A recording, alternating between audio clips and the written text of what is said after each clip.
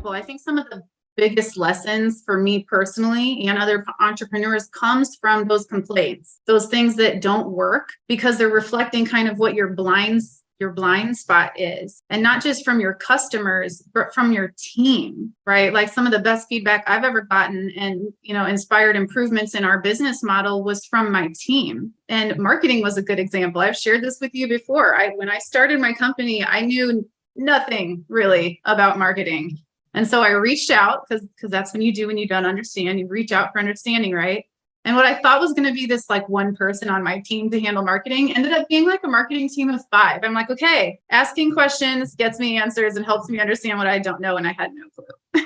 Find people who are better than you. And this can be really scary for entrepreneurs, especially for law firms, because the fear is always, I'm going to hire, a really good attorney and they're going to take my business and part of my team. They all say, find people who are smarter than you, right? Because if you're keeping everybody else at your own mental block, at your own glass ceiling, how are you going to break through that as a company, like as a whole? And, what we do is a good example. You didn't go to school for accounting and bookkeeping. Yeah, you could take a course on Udemy and pay less than I did for my degree and learn it, but is that really the highest and best use of your time, right? Do you really want to go learn a whole new craft, or do you want to find somebody who is better than you at that, who knows more than you do, because as a whole, it's going to move you forward faster, exponentially. Taking action immediately or within 24 hours or taking action period puts you in this rare air already.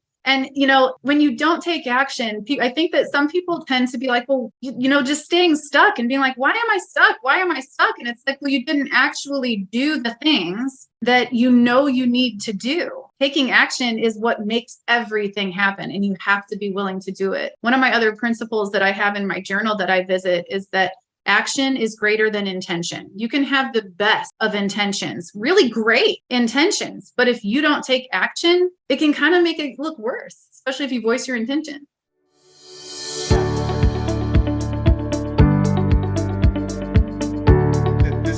This talk we're supposed to have today is about communication, but it flows into this whole idea. Because what the foundation of our communication really is are you focused on yourself and what you can gain, or are you focused on your people and what they can gain? You talked at the beginning of this about the idea of how do we say what we really mean and get the receivers to hear it. Do you care about the receiver, or are you trying to get the receiver to do something for you? The difference between manipulation and leadership, essentially.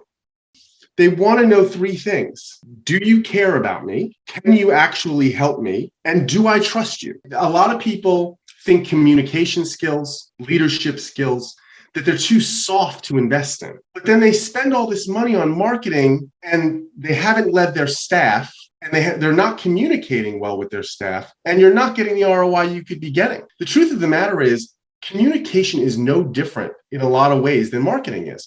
If you were going to start marketing your firm or your business, you would sit down, quiet, no distractions, and say, okay, I'm going to build a marketing plan, and I'm going to implement this plan, and I'm going to evaluate its effectiveness regularly. Great communicators, and I should say better, great connectors, which is what we're really talking about, they're givers. They're serving first. They're looking for how they can benefit the receiver.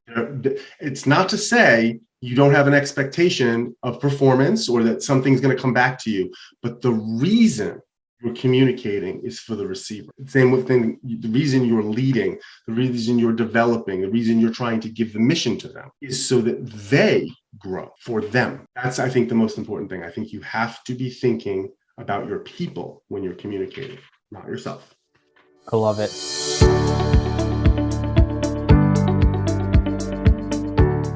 Like, for example, business contracts, I don't look at them as business contracts. I see it as a form of helping my clients create a business strategy. Like the way that you want to bill your clients or the relationship that you want to have with your own clients, that's your business model. And so, anyone can pick up a template online or create a template, but I really sit down with my clients and I ask them what their goals are, what their cash flow is like. And we talk through some creative strategies on how to have a business model, make sure that it works for them, and that shows up in the business contract. Now, not all of that shows up in the business contract. Part of the value that I bring is to have those conversations with my clients so that even if certain things don't need to be in the contract, they have those questions in the back of their mind and like, oh, I need to address these things. So that's like kind of the first thing that I do to help my clients in their business from a legal perspective. So interestingly enough, I actually start asking them some personal questions about their lives. So first, I want to figure out what's the most valuable thing to my clients. Of course, some it's their time. Sometimes it's their money, it's their reputation, it's their vision, whatever it is. And then I start from there. So if I know for someone, for example, who's a single mom, I find that time is their most valuable asset because they also want to take care of their kids. Part of why I think we try to copy other people or we don't want to do things differently is that we're afraid of falling on our face and making a fool of ourselves. And I will say that that's okay. And it will happen no matter what anyway. So you might as well live your life in courage and the way that you want to. And that it happens to everybody, like mistakes happen to everybody. And it's not as bad once you're on the other side. So it's okay to make mistakes, do what you want to do, live your life the way that you want to. And that's my biggest takeaway.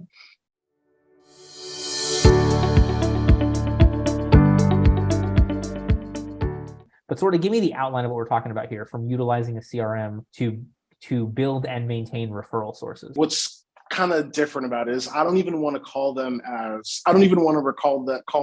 referral sources. I would prefer to call them just contacts, just people that we're trying to build relationships with in general, because you don't necessarily want to build relationships with somebody because they're a referral source. Maybe that's a reason why, but where ways that we can really talk about using technology and leveraging some of the technology that we have to create, kind of like facilitate those relationships, is we can start collecting information about these people outside of how they can help us. So it's like information about, what they like to do, who they are, where they went to school, if they have kids, if they're married or not, using it to really classify and group our contacts so we can have better information about them to know what we want to even talk to them about. Is definitely one of the best ways that I think we can be leveraging our technology to, help, build these better relationships. Don't be afraid of your technology. Definitely use it to your advantage. And the way that you can best use it to your advantage is just make sure that you pack it full of all the things that you think you're going to forget about. If there's a place where you can store a list full of questions that you always want to ask people, that's a great way of leveraging technology. So you're not always having to remember what those questions are. It's just, we want to be very diligent and proactive about leveraging the technology at our disposal, whether that be, a simple Google, G Suite, Sheets, Slides, Docs, or, getting a CRM built out to really, really help you automate some of this stuff. We just I want to make sure that you are leveraging technology to its fullest potential for you.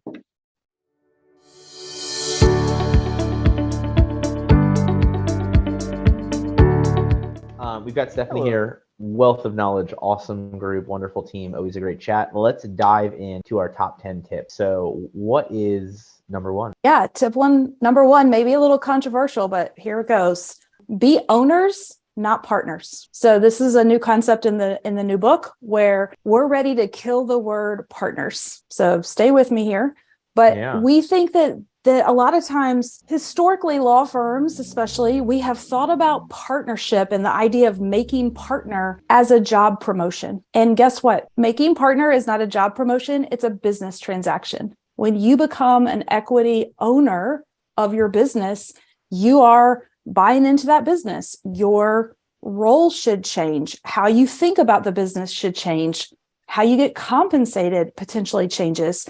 And so we want to shift the way people are thinking about this concept and make them appreciate it for what it really is. We think that it also has implications on the back end with how you run your business. Ultimately, like I said, how you should be paying people, how you should be valuing the business. So there's a lot of changes that could potentially come from this initial change, but we want them to start understanding this concept. So we intentionally in the book say we're not going to call it partners or partnership. We're going to call it owners throughout, because that is what we want, is an owner's mentality. Where I'd go to is it's about understanding what role you play as an owner versus a manager. Because one of the things that we think we see happen a lot in smaller firms is everyone who has a partner title suddenly feels they're entitled to make all the big management decisions in the business. You want to love numbers. Like, you absolutely need to know and understand your numbers. You can't be afraid of them, which I know a lot of people are, because you need to ask the questions and roll up your sleeves and understand how your business works financially.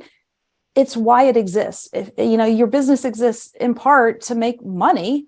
So we want it to do that. And you want it to make profit, not just revenue. So many people out there are selling you a story of larger revenue, but not necessarily profits. And so we want to not just understand our numbers, but understand what levers we need to be pulling to mean that we make more profit.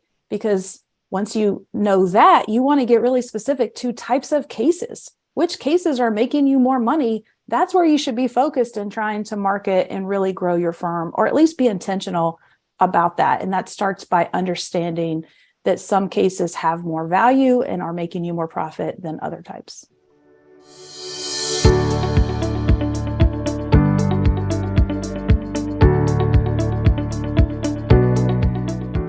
Culture at Netflix really is very, very radical and very different from what you see anywhere else. And in a way that is so intriguing to those of us who are sort of rebellious by nature.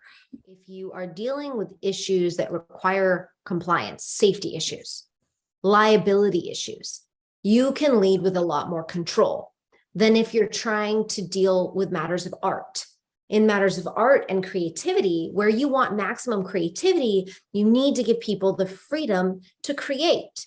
But when you're talking about how to keep, medicine safe or protecting a law firm from liability and lawsuits, you may need a whole lot more control. That really resonated with me. That made a lot of sense for me. There are things that I require of my lawyers that are non-negotiable because they protect the clients and they protect the firm.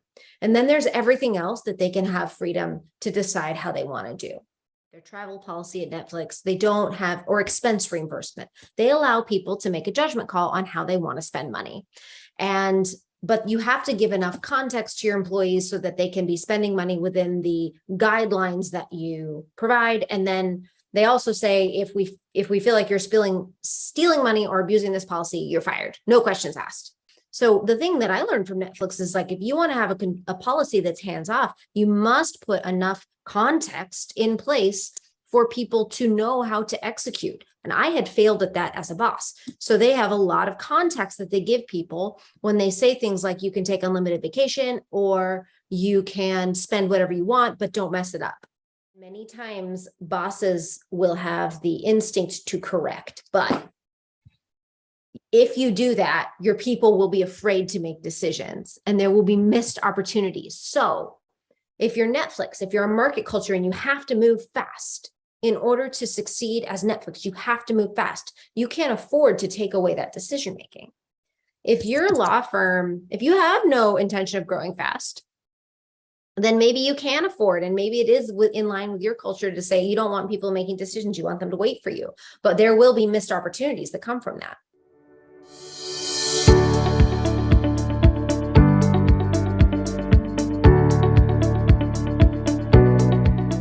I want to dive into this a little bit more detail, but I want to start here. Like, what is a referral? Like, what are we specifically talking about here? Okay.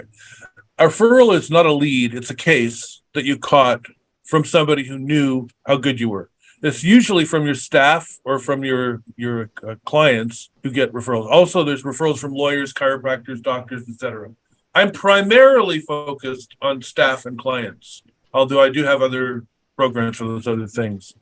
But it's your best, do your best case catching, pay for what you have to, but use the best strategies to get the most free, really good cases that you can. The law firm, the personal injury space in the last 25 years has gone through a massive transformation. And I'm just saying there are certain ways that you can deliver feelings to them that make noticing happen. And a referral only happens, and there's two components, right? You're walking along, and then suddenly you see something, you notice somebody, you hear that someone's injured, you see that someone's injured, you hear it through the grapevine, someone you know is injured, and then you take action. You have to notice, and then you have to say something. And as crazy as it is to say, people walk by most things in life. People are not, I'll give you a funny example. A guy I know finds dimes, and he finds several dimes a week. And you might think, is he walking with his head down? And I bet if you walk with your head down, you probably wouldn't find as many dimes at first. But if the finding of a dime meant something cosmic, for him, it's his father saying hello from the beyond. And he believes that. So when he finds a dime, it gives him this very, very excited feeling. And his reticular activation system is just set to dime, see? And he's always finding dimes. So there's a lot more dimes than you'd think. And there's a lot more of everything than you think. And the brain can select a thing that it wants to notice. And it's feelings generally that make the brain notice opportunities to refer. And so the programs that I help law firms create are programs to create the meaning for referral and to increase the likelihood that they're going to notice and to create the likelihood they're very willing to say something when they finally notice.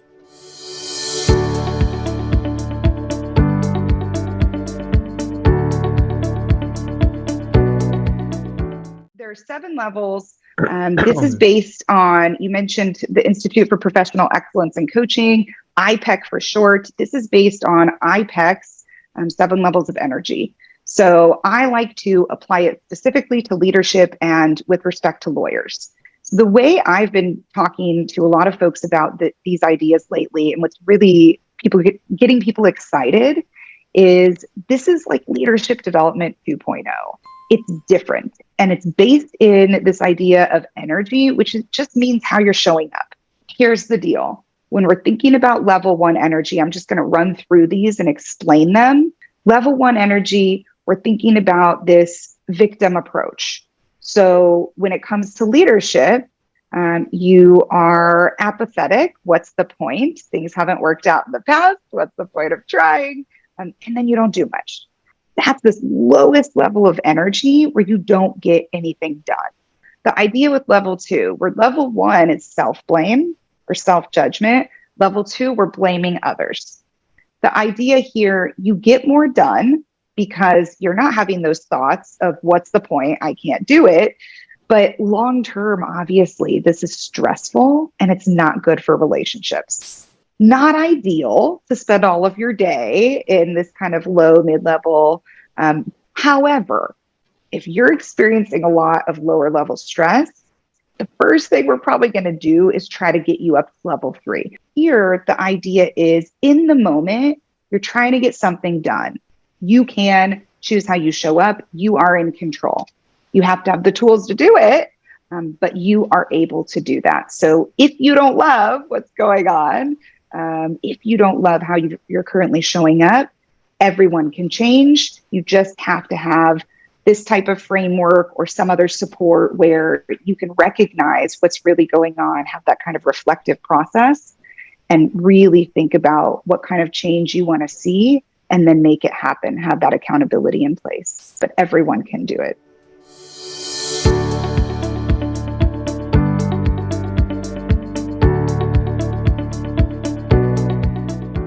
I want to dive into number 1 because it's awesome. I mean, Okay. like, this is something that I think all of us need to put as number 1 so that we can do what comes here. So start us off. Tip number 1, build a business you enjoy. Seriously, like I saw so many miserable lawyers doing things they didn't enjoy. And that's where the misery goes to that. You don't want to do the work. The work product isn't the best that you're capable of doing.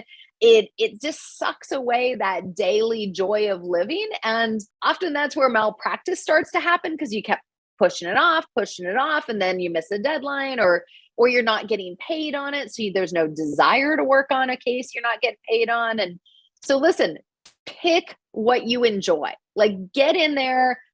Who are your favorite clients you like to work with that make you smile? What are the different types of work you like to do? Don't do litigation if you don't like contested arguments. Find what makes you smile. How does a lawyer know that it's working? I think sometimes it's just the calendar test. Take a look at your calendar for the next 2 weeks and see the names on there and who makes you smile and who makes you want to cringe or roll over and how can I push that out? Every hour of every person on your team should be making the business a profit, right? It should be doing good. But so often people try to do it all themselves to save money, or they think they have to do it all themselves because they don't really have any systems to delegate people to do things. And they think, well, if I hire someone, they won't know what to do. Well, yes and no. Hire them, train them, have that person write the system. Voila. Now we've got some systems started. So I think that is absolutely one of the key parts of growing a firm that you're proud of is learning to delegate. Don't try to do it all yourself.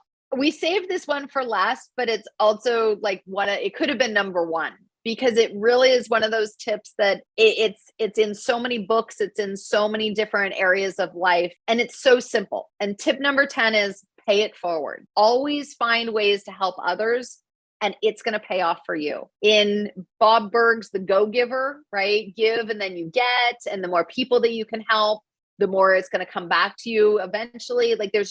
There's books upon books on this. There's quotes, there's all these things, but at its core, it's just pay it forward. Help another human being. Sometimes it's the art of a suggestion of their next step. Sometimes it's giving them a checklist, to a young lawyer or someone. I jump on with lawyers all the time. Even though they're not my ideal client, I just want to give back and give them a little step forward. And you know what? They'll refer me back business. They come back as clients in a couple years or in a couple months, right?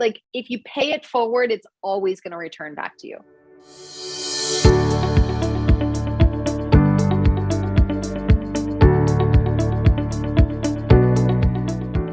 When it comes to the language of leadership, Julie, where do we start? What's the beginning of this? All right. So it's really listening to yourself. And that's a hard thing to do. I find, especially with attorneys, their minds are going so fast that their mouths are trying to keep up with their brains. And so to just take a second, it's a split second, to slow the pace just a tiny bit, so you are more thoughtful and with the words that you're using. And I talk about this most days of the week. I've done an enormous amount of research over the last decade. As you said, I've done a TED Talk on it, and I still find myself using words. I'm like, no, that's not what I meant to say. And so what I always tell people is this is a practice. This is not perfection. We're practicing it.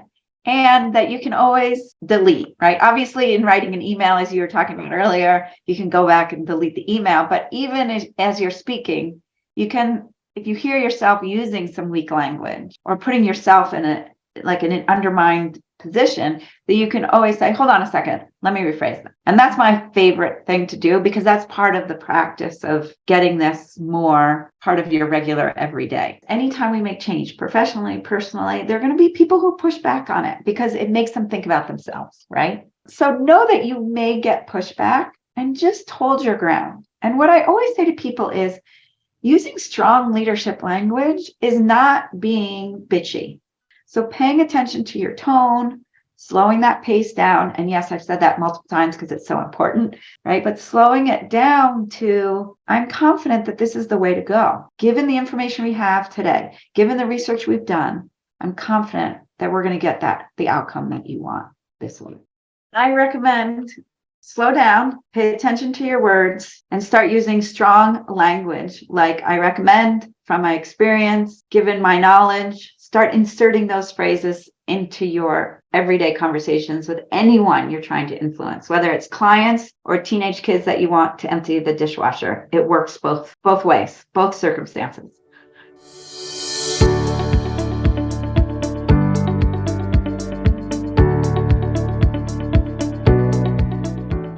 I have a very deep dive. I call it a VIP session. It can be an hour to an hour and a half. And we really talk about everything that they're currently doing. And it's so interesting to me because sometimes people will say, well, I'm not really doing anything. I'm not doing anything. And then, they're subscribed to all these things and they really truly are doing all these things. And sometimes they even have like 2 CRMs that they're running. It's crazy. They're like, I'm not really doing anything.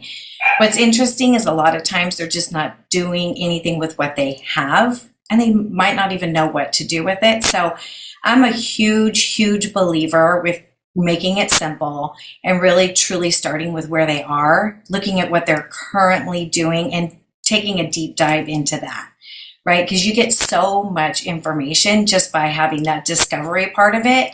That is what you're currently doing. And I think you'd be surprised if you did your own audit and looked at kind of maybe what's coming through on your credit card or what your team's doing and that sort of thing. It's a real big indicator for what you're currently doing, and that's huge. Adding those layers of marketing to it is a huge game changer to up level. If your phone's already ringing and you're just delivering on your promises, that's huge. I ran these Google ads and I didn't get any cases. But I think that's the question asked 10,000 times a day in every lawyer Facebook group. Yeah. Where do you start working with a client when that's their complaint? If you're really working with a good vendor, they want to hear from you. They're probably just not. And they might be struggling with something.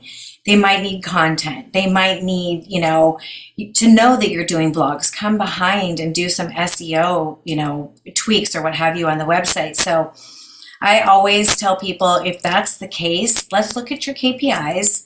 Let's see where your ROI is now. Let's have very strategic conversations with them, even weekly if we have to, for the next 3 months, to just sit down and see where's the break. Because a lot of times, really, truly, the vendors just might need something from you. Yeah, I would say if there's anything that you are second guessing about taking the next best step in your marketing, I would say if you know your numbers, 100% very, very clear with your numbers, your KPIs, your ROIs, it is not scary. It is very easy when you know your numbers and you know that you've leveraged, you know that you've optimized your next direction on where you need to go. Numbers don't lie, and they will give you every bit of what you need to know for the next best step that you need to take.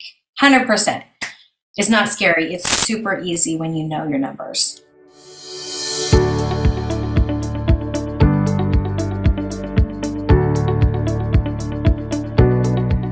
So if you could go back now 12 years ago, other than convincing yourself about how crazy you were in the moment, what would you tell yourself on day one? Now looking back, 12 years later. Good question. I would probably a couple things, but one, I would reiterate mentors. I would spend probably more time finding more mentors. I think I learned later in my career just how important mentors really are. Second thing I would tell myself is patience. There's a few times I've rushed things and I wasn't as knowledgeable on certain things that I probably rushed into. Thirdly, I would tell myself people lie.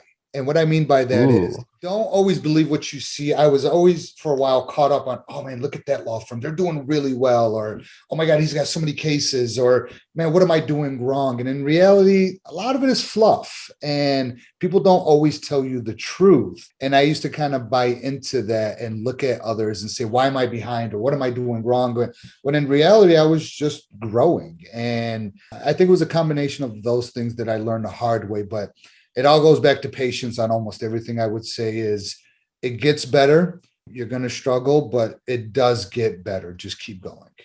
I'm familiar with technology, but I didn't grow up with technology. I love technology, but I didn't know too much about it. And I'm like, I can't be the only lawyer that's looking for like technological advances. Like technology has got to help our industry. I always felt our industry was so behind the times. It really woke me up, and it for me, I found my tribe. That's how I felt.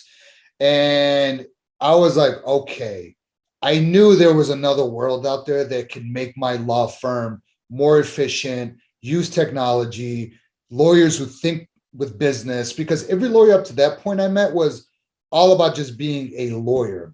People like you, Jordan, and people like Craig and people like Jim Hacking, who actually respond and give real details, right? Up to that point, a lot of attorneys you meet locally, they don't want to give you too much, right? Because you're their competitor. And if you start asking questions, they start to look at you sideways as if you're trying to kind of eat into their business, when in reality, I just wanted to learn. When I found my tribe, it was people I can have these conversations with, A, B, actually get real details from them. And that was a game changer for me, big game changer.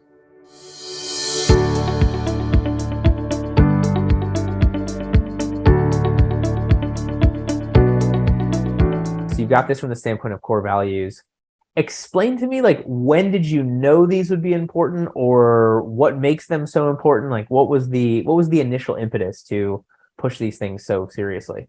The word clarity has always been key for me when practicing immigration law, and I never really came up with a great tagline for our practice. It's important to me for the clients to have a clear understanding of the case strategy, of the various steps that they have to go through, why things happen the way that they happen. Immigration law is not logical at all. It's the opposite a lot of times of logical. And it's not intuitive. So it's really important to me for clients to feel educated about the process, to understand what to expect. I don't like surprises, when it comes to my career or my ability to move to a different country. And I'm sure other people don't either. So to the extent that we can prevent that through educating them about what to expect, I think that really helps reduce the anxiety about this really stressful process that they're going through. But it's important for us as the professionals to be patient, to understand this is probably the first time for them, maybe not, but probably the first time for them, maybe the only time they're going to go through it. And they have questions, and it's our job to be there to support them and answer them, and not just answer them like, okay, yes, this is what you do. This is what you do. This is what you expect next, but to be empathetic and authentic and transparent in what we do. My approach to practicing law is to give clients all of the options and the pros and cons of each option, but to have them decide. I don't decide for them. That is why it's so important to outline all of their options and to outline the pros and cons of each and help them think through. When I'm advising clients, I advise them not only on the immigration implications, but to the extent that I can. So maybe this is another option that may work better for you. So it's important to kind of look at their life situation holistically. That I think your happiness and practice and your profitability boils down to being really intentional about your core values, and then figuring out how you can run your practice and interact with your team and clients in alignment with those core values. I love that, Tim.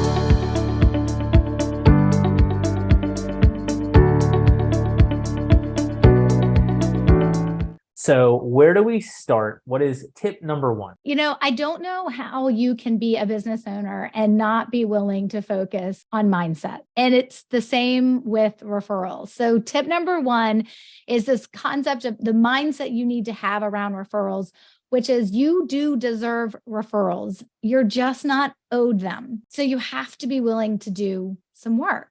And so they're kind of left in this place of like, I do great work, I get some referrals, but I don't really know what it takes to get more of them. And so we kind of are like, people had this thought process of like, well, they'll just show up. But if you want consistent referrals, you're going to have to shift your mindset around, yes, you deserve them, but be willing to do the work of who you take care of. And I'm ultimately talking about the referral source, the people who refer you, is to be willing to take care of those people, to be able to receive those referrals. Just don't have this expectation that they're just going to show up because you did great work. Because if they did, if every client referred you because you do great work, we would not be having this conversation, Jordan. I mean, at the end, I wouldn't be having this conversation with anybody. I wouldn't have a business, but that's just not how it works. It doesn't matter how much your clients love you. It doesn't matter how much your contacts love you. Like at the end of the day, there's a relationship that's got to be nurtured, that's got to be maintained. And it's really important that you pay attention to that. And that's the work I'm talking about. It's going to feel good, but it's still work. It's really important that you understand the science behind referrals, and that once you understand the science, you don't violate it.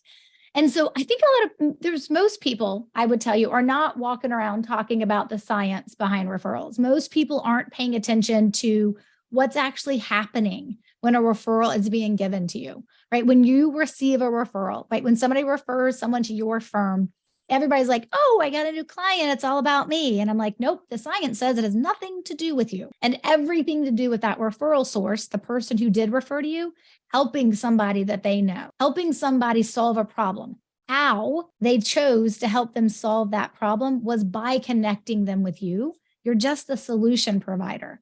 Bonus tip. I mean, Jordan, this should really go without saying, but unfortunately, I have learned that it needs to be said. You always need to be authentic and you need to be genuine. If you are dead inside and you think that people should be giving you referrals because you deserve them and you shouldn't have to do anything to earn them, it's not going to work. You need to actually care about the people who put their reputation on the line and refer business to you, regardless if you close that business or not. So just be a good human, like be authentic, be genuine, and good things come when you are doing the right thing.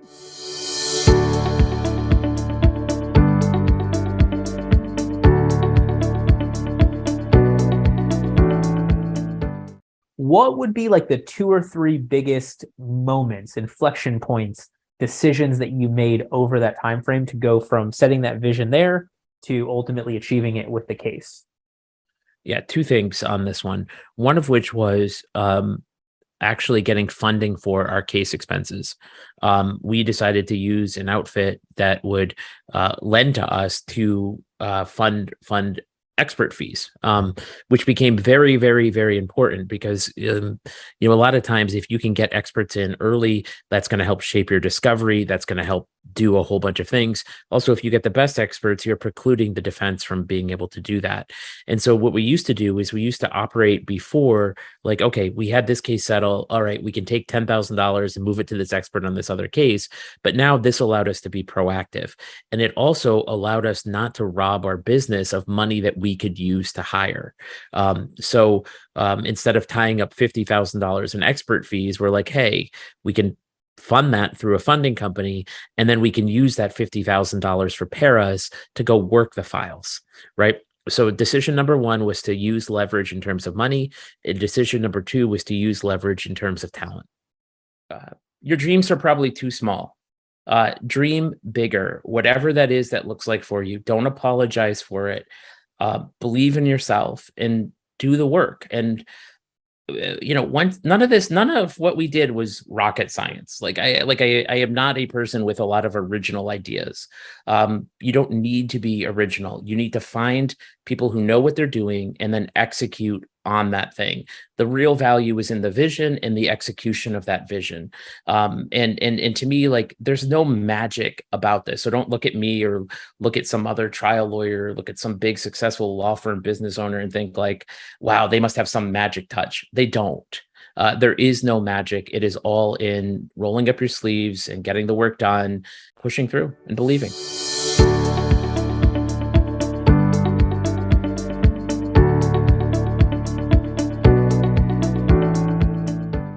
Scratch House is my 12-point objective name evaluation filter, and it's based on my philosophy that a name should make you smile instead of scratch your head. And it doesn't have to make you laugh like Dewey, Cheatham, and Howe. Oh my God, that's such a great example.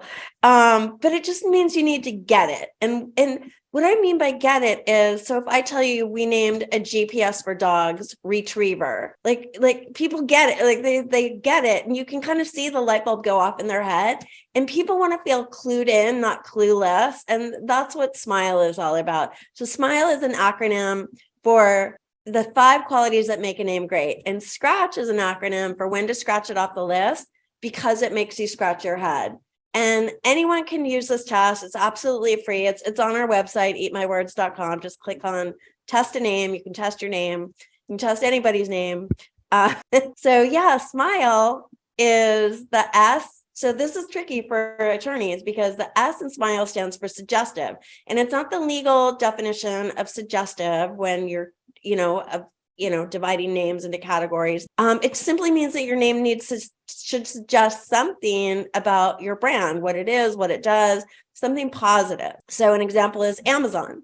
Amazon it's a metaphorical name, right? And it suggests something very large. So that's suggestive. The M in SMILE stands for memorable. What makes something memorable? Everybody says, I want my name to be memorable, but how do you even know if a name is memorable?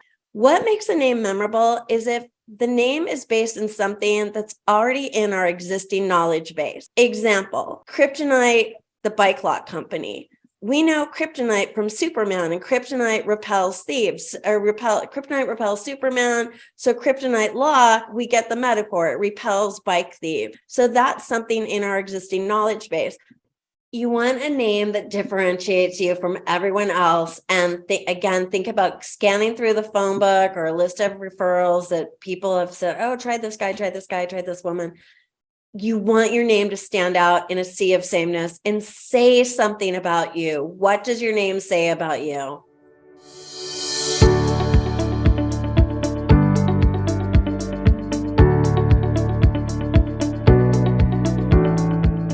So the 6 steps to increasing profitability, I call it the PROFIT acronym. So the PROFIT method includes P, proper planning, R, relaxing and delegate, O, organization, F, financial state, I, incorporate profit first, and T, target. Those are the 6 steps to increasing profitability in your firm. How much did you have to massage it to be profit? Because I mean, it sounds like it's pretty on point.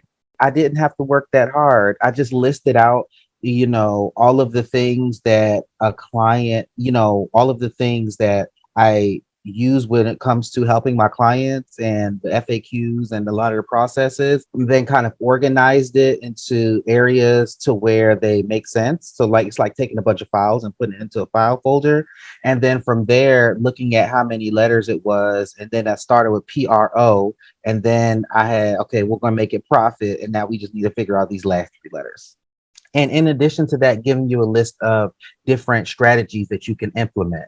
Are you in the right corporation? Are you employing family members if that's something that you can do based off of your jurisdiction? And so many other deferred income. There's so many different strategies that high income earners that have businesses can do to legally mitigate their tax liability. We also want to make sure that we're planning when it comes to a big shift. Whether you're leaving big law and going into your own firm, or maybe you're shifting, maybe you're tired of being burnt out, having to go to court 5 days a week, and you want to go from maybe family law to something more transactional like estate planning. If that's the case, we want to make sure that we plan for that shift.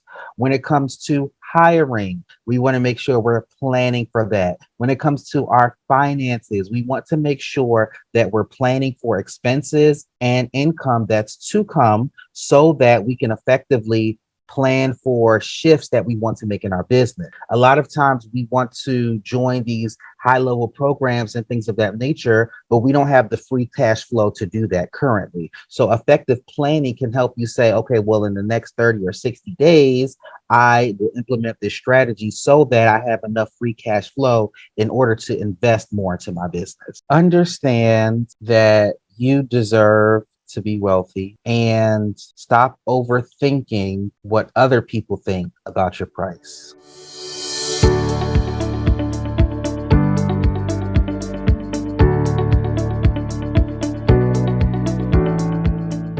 So this is really interesting because when I go to Legalese Marketing's website and I follow the walkthrough about they're learning about you or then taking the next steps or learning about the services, it's kind of broken down into these 2 areas. You've got your CRM and your automation side, and then you have your traditional, I think you call them marketing effort side.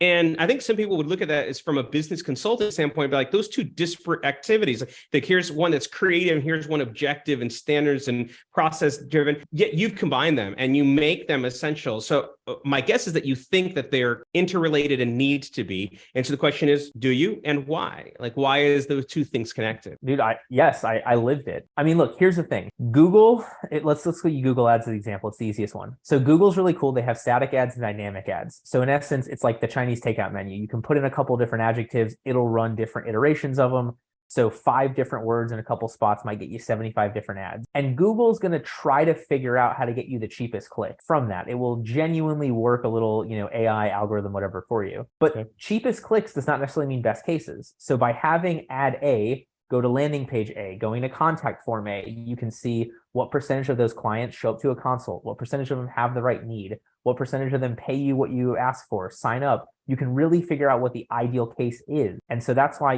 by having that CRM, you can track it and you get a consistent sales process. And then you basically get to play scientific method with the marketing because you know that once it gets into the funnel, it's going to go the same way. instead of, if this sounds like any of you, it was me, you're not busy. You call all your leads a bunch, you sign up a bunch of cases, you get busy, you stop calling people, you don't sign them up, you don't get busy, you call them, and you get those huge ebb and flows, which makes it impossible to know if any of your marketing is successful because you've completely changed the sign up process based upon if you're free or not. And so we do this whole thing to build out this consistent foundation of the sales process, to track the leads, to do the follow-ups, to get people signed up so that you can actually know what marketing makes sense.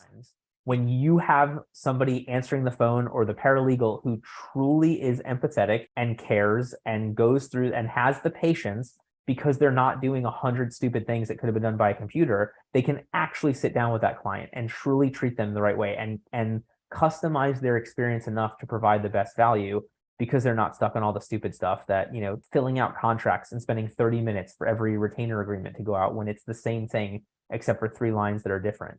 In our mission statement, or in my mission statement, is helping growth-minded law firm owners run a firm they can be proud of and live a life that's even better. To be fair, when I say growth, I don't need you to grow top line revenue. Maybe you want to grow profitability. Maybe you want to grow more time with your family. Maybe you want to grow yourself as a person. I'm fine with that.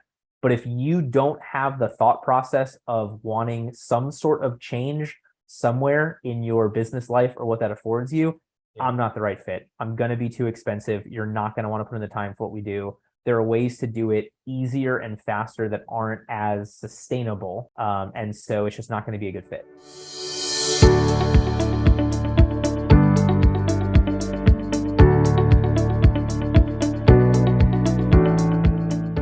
What is a profitable law firm? Like, what is the definition that we're looking for here? Sure. So I think that's really dependent. That's on a case by case basis, right? I think as an owner, you really have to ask yourself, what do I want my life to look like? How much money do I want to make? And really find that balance and really sit down and kind of go through your goals, go through where you want to be a year, 5 years from now. I always ask when I start working with law firm owners, what are you doing in your business right now that you don't want to be doing? And, I think that question is super, super powerful, just because the reason why you get stuck doing things you don't want to do is because you're not profitable enough to hire somebody to take over that task for you. And so I think, the definition of success is really up to the individual and is really up to the owner. But having a clear path and a clear direction on where you want to go and where kind of that end point is most important. I just really have a passion for helping law firm owners, that are small business owners. Most of them are not experts in the financials like me and my firm is. And I just have a passion for getting out there and helping those people, right? And helping them have stronger businesses. And so my whole goal for the law firm owners that I work with is just to make the finances and the numbers easy. Financials are so important, and I can't stress enough, like they really are the scoreboard of your business, right? I mean, you can have marketing scoreboards and things like that too. And those are really important. And that's a part of the financials, right? Your marketing expenditures are a part of the financials. And at the same, and your overall financial picture is, like I said, is really the scoreboard of your business. And if you know how to use the financials correctly and really look at them and see what's going on and know what points to dive into, then you can really run your business and prioritize what should be done next in order to make your business have more profit, have more cash flow, and just be a stronger, healthier business financially. The most important thing is your financials are really the key to financial success, to having a strong, financially healthy business. And it's something that you can't just, go in the corner and avoid. And there are affordable, financial professionals out there, like me, like our firm and other firms too, that are absolutely happy to help you with it, help you learn along the way so that you can really conquer your finances and have a growing and more profitable law firm.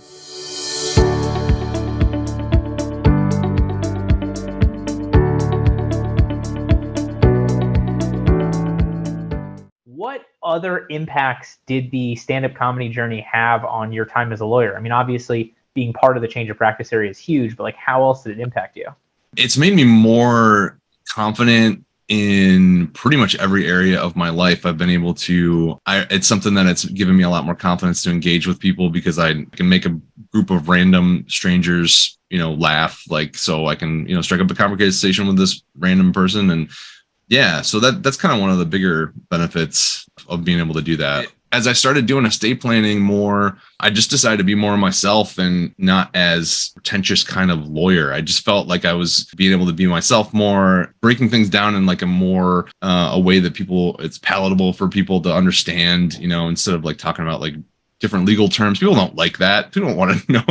They want to know that like what you're talking about. But a lot of times it's the people that really know what they're talking about can explain it in such a way where it makes it relatable to their audience. And that's kind of what I found. And I was like, yeah, I can do this. I can make it entertaining, which is, which I think is another skill, because people, it's death. Like, I'm talking about death, but with my client at like 9 o'clock on a Monday morning, like, who wants to talk about that? No one wants to talk about dying and who's going to get your stuff when you die. But like, how do we make it, interesting? And that's kind of what I've been able to use as a way of relating to people. And I think that's definitely helped a lot with building my practice. Make people comfortable. And if you make people comfortable and you help them, they're more likely to refer you to their friends. And don't take yourself too seriously.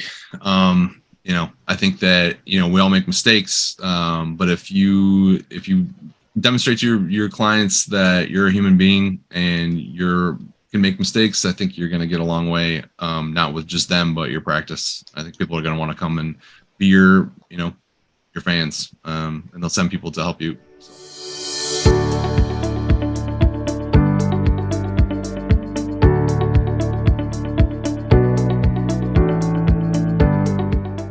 What was the life moment that made you want to be the email productivity system master, the subject matter expert on essentials of productivity? Like, what was the breakdown? So I mentioned I help lawyers with project, task, time, and attention management.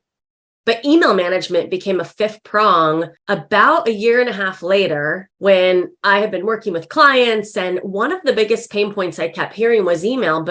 And I would help people with email, but I didn't really think of it as a system that I utilize until I was leading a group session and pulled up my inbox for some reason. And the group was like, whoa, hold the phone. What the heck is that? Because I'm looking at your inbox, Sarah, and I'm feeling calm. What do you do? And so that was sort of the pivotal moment of like, what do? I just do email. I mean, right? But it made me realize that I have a natural way of thinking of workflows, and email is communicating something to you because they want you to do something. And so that's basically what I'm teaching with that system, is how to think of email a little bit differently and more of a workflow so that you can control your inbox more effectively. You shouldn't have a to-do list that you're not in control of. We're always going to have things to do. Otherwise, how boring would that be? And how scary would that be if you're running a practice and you're like, okay, I finished everything. Let's see what's waiting for me tomorrow.